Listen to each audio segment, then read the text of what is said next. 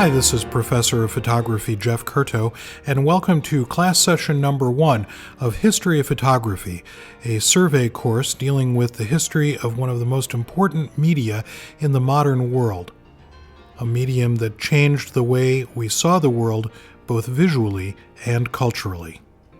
This first class session acts as an introduction to concepts in the course, and we take a look at some of the basic ideas that we'll cover throughout our 15-week semester. After this first class session, you'll find that the next couple of class sessions offer a sort of skeletal overview of the history of the medium, and then after that, we dip into individual topics, looking at things like portraiture and travel photography, and examining how those ideas not only changed over time, but also changed the way we perceived our world. Each class session has the visuals that were used and projected to the class embedded in the video for each class, so you can follow along with the visuals as well as the audio component of the classroom sessions. I hope you enjoy the course, and here we are joining our class in progress. Well, welcome to History of Photography. I'm Jeff Curto. This is a conceptually based course, not a fact-based course. I'm more interested in having you learn how to think about the history of the medium and how to apply those thoughts to what you do as photographers every day. So I'm hoping to give you an in-depth study of the history of the medium that will enable you to analyze and see patterns, create personal ideas rather than some sort of random set of unexamined hand-me-down notions. So I'm aiming to prepare you to make sense of the world and maybe make meaning out of this world of the history of photography, become a producer of meanings rather than a consumer of meanings. So that's my overall objective. So here's what I'd like to do. I'd like you to just sort of sit back. Don't worry about taking notes. Put your pencil down.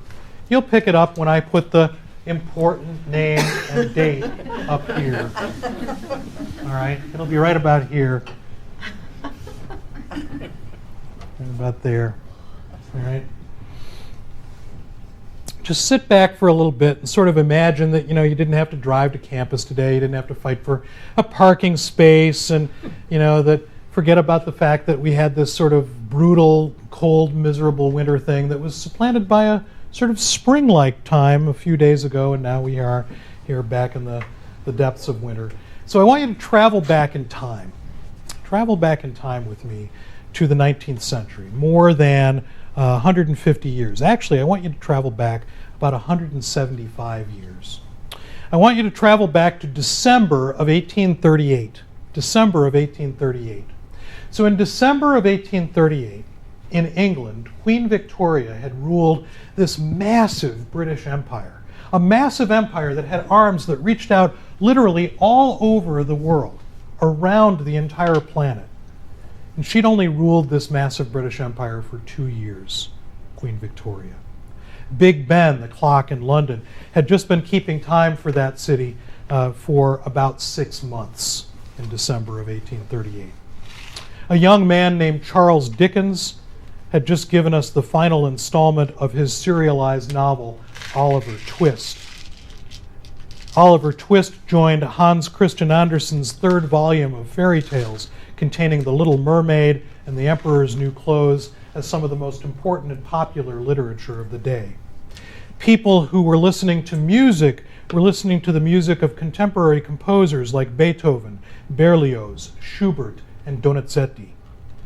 We are in an era of art and music and culture that becomes known as the Romantic period. The Romantic period. Here on our shores, the Erie Canal has been open for 13 years, 13 short years. And because of it, Great Lakes shipping trade is booming.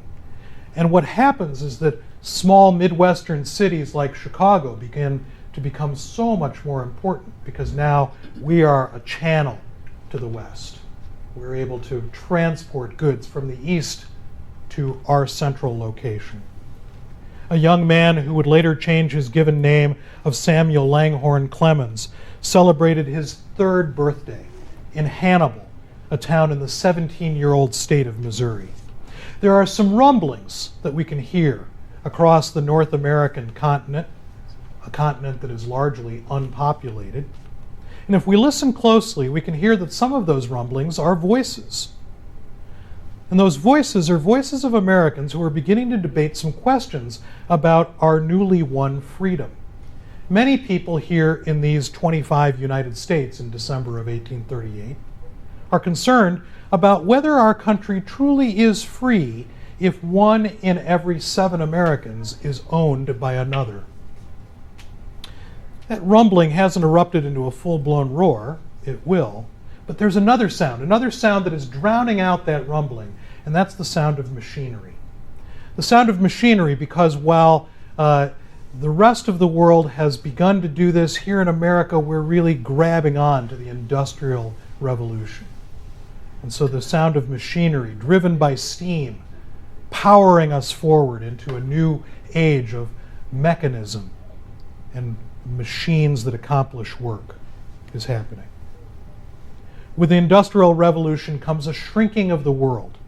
Railroads and steamships and canals make travel to distant parts of the globe far easier, far better, far faster than they ever have been before. People are traveling farther and seeing more than they've ever seen before. And as they do that, their trust, their belief in the reality of painted and drawn and written descriptions of the way the world looks begins to diminish. They begin to think about it in a different way, because once you've seen that thing, the painting or drawing that you've seen of it beforehand really doesn't quite hold the same kind of authority visually. The desire for reality is rampaging all over the world, and into this world is born the medium of visual representation and expression of photography. So in December of 1838, there are no photographs. None. No billboards, no babies on bare rugs, no family snapshots. There are no photographs.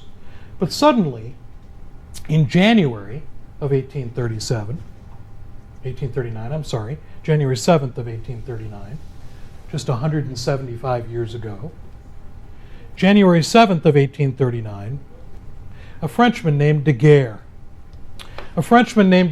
announces to the French Academy of Sciences that his experiments with light-sensitive compounds have led to the invention of the first photographic process.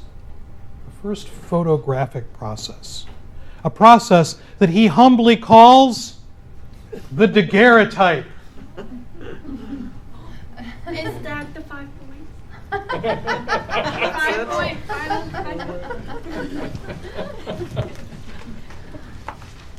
That's it. What's intriguing about Daguerre is that his announcement that particular January isn't the only one. Because what happens is that once Daguerre's announcement travels across the English Channel, an English guy named Fox Talbot, who has figured out a way to make photographic images, also announces his process.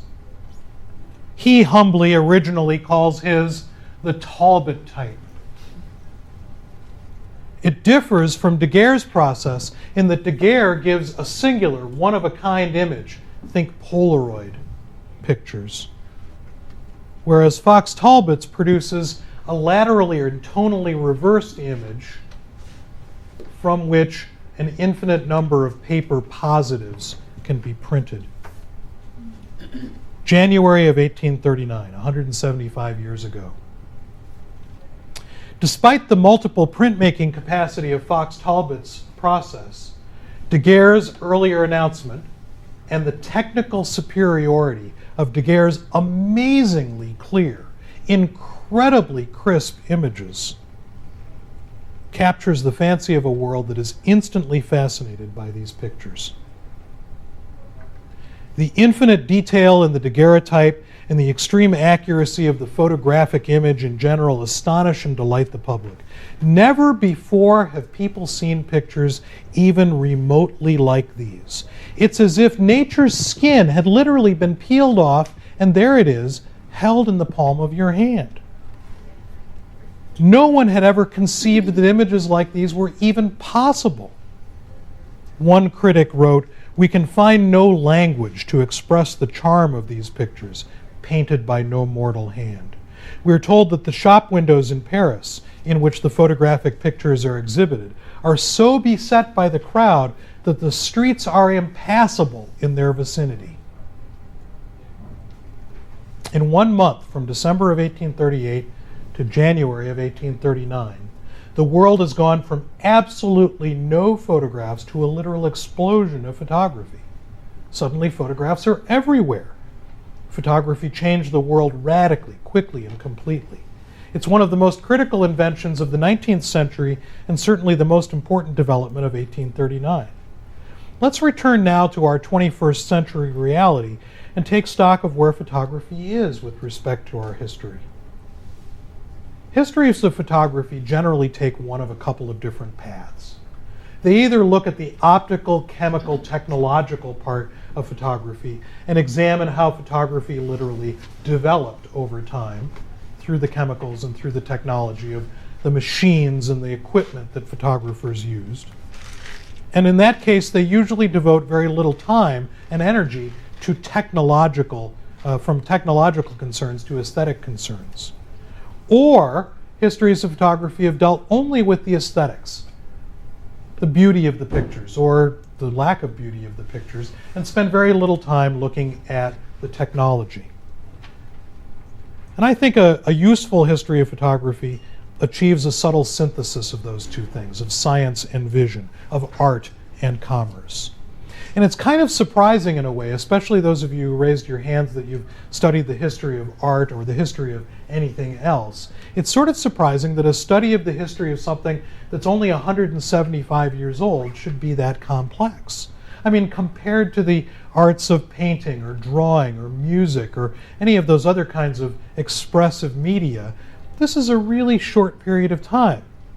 But the fact is, photography became an international craze so rapidly and an accepted art form so recently that the historian, that's you, is confronted by a chaos of imagery.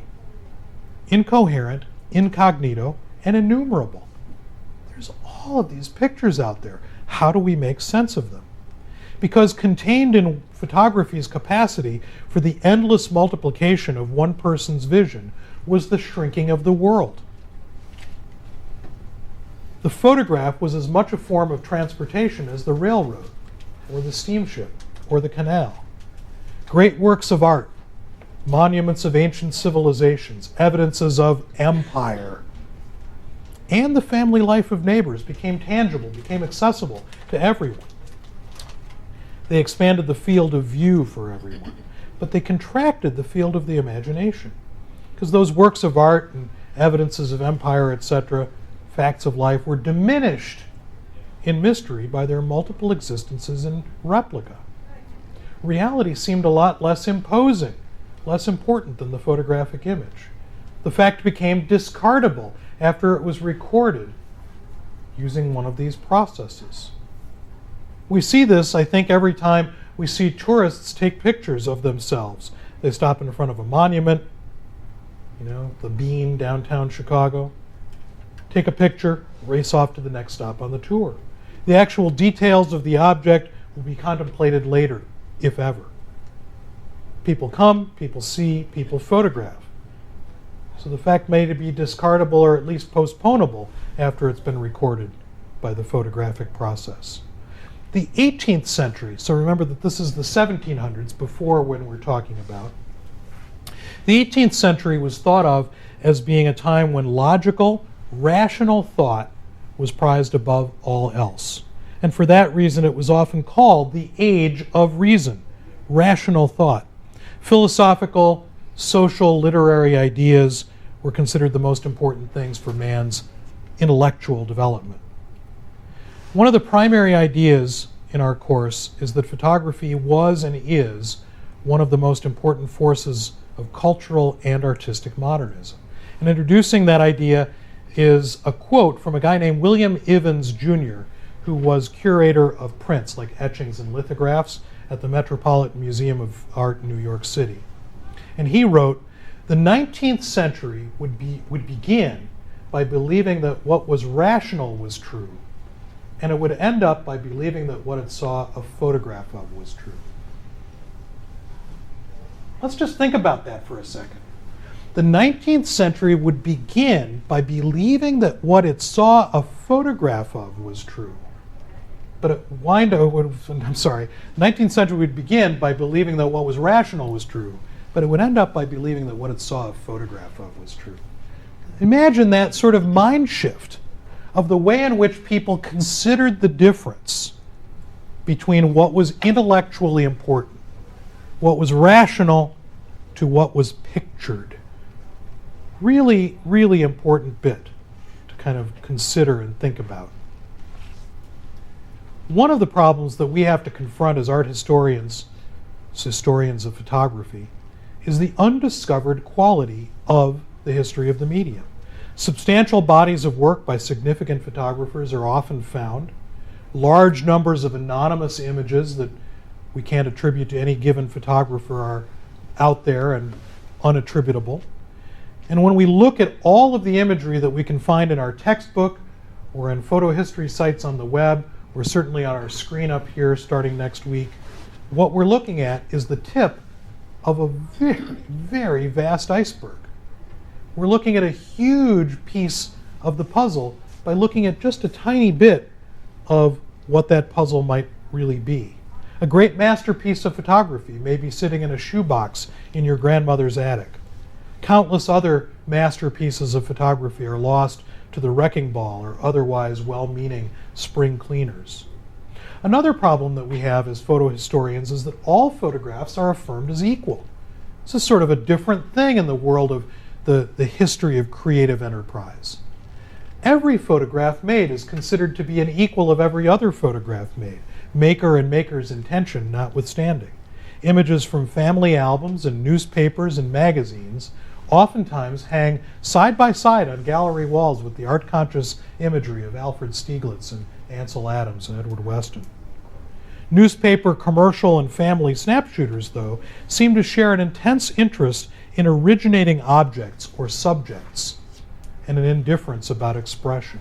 For example, it's your father's image in the picture that you make of him that's important, not whether your skill as a photographer is or is not evident. Photographs themselves are like relics, religious or otherwise. They are filled with the poignance of the loss of the subject. Like pieces of a true cross, the bones of a favorite saint, a lock of hair from a departed lover, someone came, someone saw, and someone kept something that allowed them to connect with that distant, lost past. Someone came, someone saw, someone photographed, something remains. And just as the impact of those relics changes over physical, emotional, or temporal distance, so does the impact of a photograph.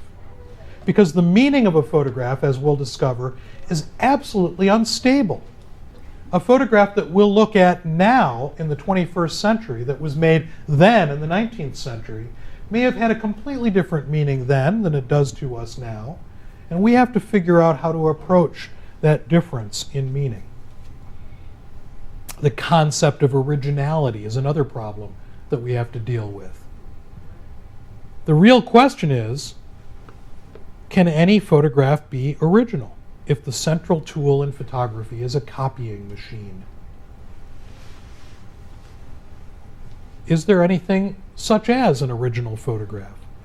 The photographer Henri Cartier-Bresson, who we'll look at, talked about his subjects as being continually vanishing. His pictures depended on the transient moment. Another photo history problem is the very nature of the image. In the early years of the medium of photographer, the camera was turned toward everything. Everything, people, realities, both exotic and commonplace, nature, and no new sources of subject matter were ever to be found. Creation turned out to be relatively finite. Photography exhausted it all rather rapidly. All the possibilities that have ever existed in photography in terms of subject matter were articulated in the first 30 years of the medium's existence. And every photograph that you or I or any other photographer has made since about the 1870s has been variation on a theme. All we're doing is repeating the things that have already been photographed. And photography then violates one of the other problems that we have to deal with in the history of anything. Photography has no primitive period. None.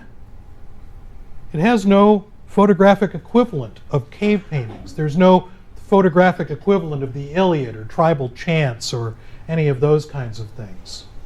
If we were to take the basic chemical technology that these two guys worked with, and we were to take them and put them down the hall in our regular traditional black and white darkroom, they would be perfectly at home. That technology is the same basic technology that they were working with. And in our digital age, the technology really hasn't changed that much. It's just the recording mechanism that's changed. It's still light. It's still volume of light. And it's still time of light. And it's visually apparent from images from the 1840s and 1850s. The daguerreotype is still unsurpassed in terms of image quality.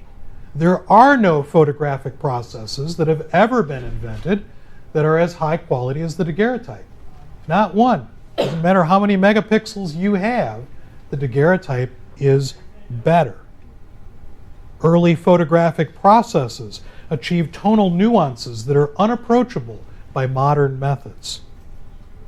And as an affirmation of the level of sophistication of some of these early methods, we can look at how many people are using 19th century processes in today's world. And our present world in photography is a confusing one as well. Here we are living in a world that is obsessed by image, photographic and otherwise. The camera, which has long shown us pictures of things that we want to see, along with things that we don't want to see, is now compelled to show us a picture of everything, whether we want to see it or not, and everything is everything. The camera shows us pictures of everything. All we need to do is look at Instagram or Tumblr, right? It's showing us pictures of everything. What are we to do when the camera pushes itself so far in search of celebrity or fame that allows innocent bystanders and innocent people to be hurt or possibly even killed? I blame the machine, not the operator. Without the machine, the facts would be circumstantial at best and wouldn't draw our attention in the same way. The machine draws us in and asks. Actually, it demands that we look. We look at what's there. The camera makes us look at what's there. Intriguingly, this situation isn't new. We only have to look at the huge archive of photographs of the glories of the Third Reich, or conversely at the widely circulated photograph that Abraham Lincoln said got him elected president, to find other examples of situations where images changed people's lives and altered the course of history. The photographer and novelist and essayist Wright Morris wrote, "The camera's eye and the mind's eye share a vision that has imposed itself on this century. Photographs now confirm all that is visible, and photographs will affirm what is one day remembered. Human affairs have not been quite the same since the first images formed on plates of copper, but after a century and a half we are still uncertain if it is more or less what Samuel Beckett described as a stain in silence. Whatever it is, look for the camera's roving eye to get the picture." And a final problem for us to confront is the future of our history. Not just the present of our history, but the future of our history. Here we are, right in the solid middle, maybe middle end of the digital era. The middle end of the revolution, in a way.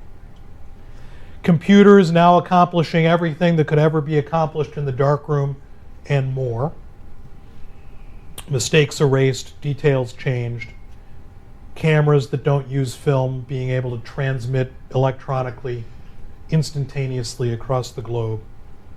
The camera never lies, but the camera, which, as we'll discover, has always lied to a certain degree, now can tell whoppers. Whole images can be faked or enhanced.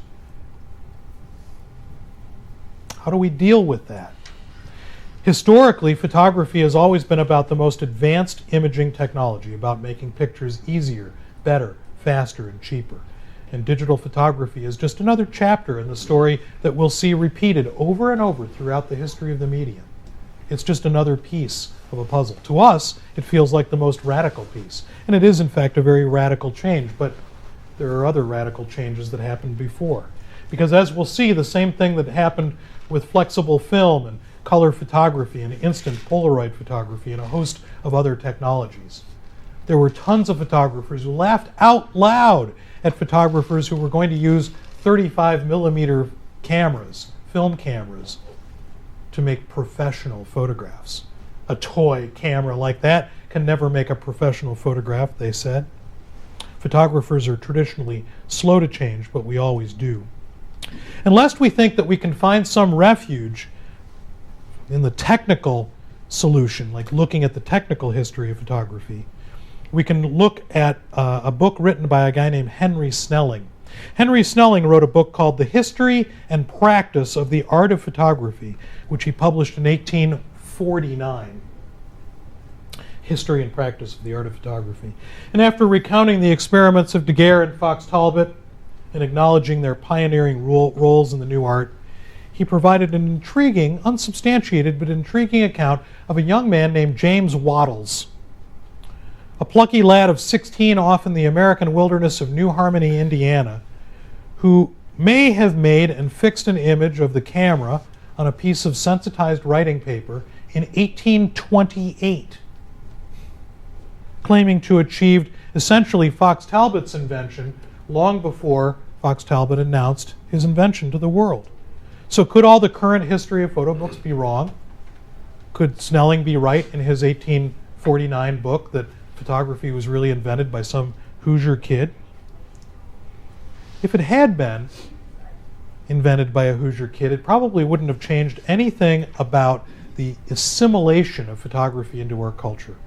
Before class, I had a little sort of rolling reel of descriptions of photographs rolling on the projection screen. And one of the things that I thought was interesting about doing that was that many of you conjured up exact images of those images. Some of them specific images to the history of the medium, some of them specific to you.